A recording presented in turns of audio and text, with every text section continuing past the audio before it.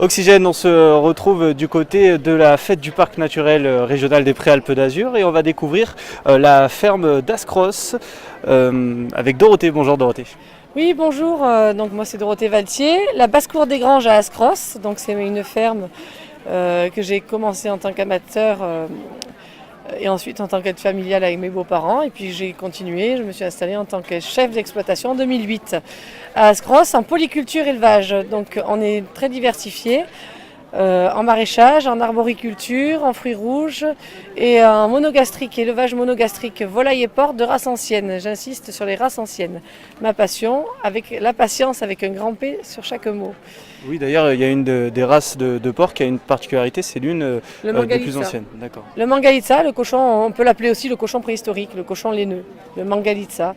Je fais le Mangalitsa et le basque. Voilà, ça reste une petite production de montagne, très diversifiée, autant en verdure, en maraîchage, en arboriculture qu'en viande, très diversifiée, mais une petite production, puisque j'ai des volailles aussi, volailles, pintades, coqs, lapins, pigeons, poules naines, plein de choses. Voilà. On va revenir aussi sur un événement que vous allez organiser à la fin du mois d'octobre, le 29 octobre et le 4 novembre prochain. Vous pourrez peut-être nous en parler un peu plus ? Exactement, donc c'est le festival Brin de Culture à la basse-cour des Granges à Ascros, une grande première, c'est vraiment une grande première. Donc je ne sais pas si on va se noyer ou si on va sortir la tête de l'eau. Donc il y aura un festival, donc c'est un festival, c'est culture qui rime avec agriculture. C'est pas de la culture littéraire. Bon, mais il y aura visite à la ferme. Comme ça permet aux gens de voir de la culture jusqu'à l'élevage, puisqu'on fait de l'agriculture circulaire. C'est vraiment, on travaille à l'ancienne, donc on fait beaucoup de légumes aussi pour nos bêtes, pour les nourrir. Et ensuite, voilà, il y a visite, il y a concert à la ferme de 15h à 21h. Et après 21h, soirée aussi, donc ça continue, pour ceux qui veulent rester évidemment.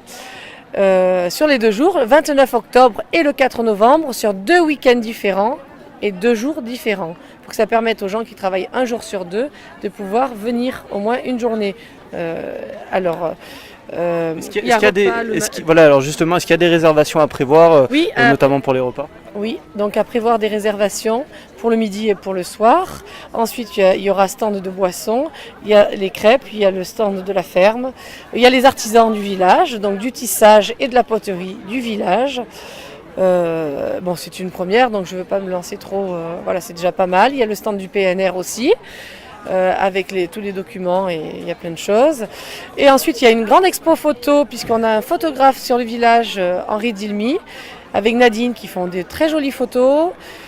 Donc des photos de la ferme, les photos d'avant sur le village ancien, les agriculteurs anciens aussi. Et puis j'ai fait beaucoup d'exposés pour que les gens puissent comprendre l'agriculture biologique qu'on propose et qu'on produit avec mon mari, puisque sans lui, c'est vrai que je fais beaucoup de choses et ils m'aident beaucoup. Voilà. Et voilà, il y a vraiment, c'est intéressant. Il y a de l'expo photo jusqu'à la découverte de la ferme.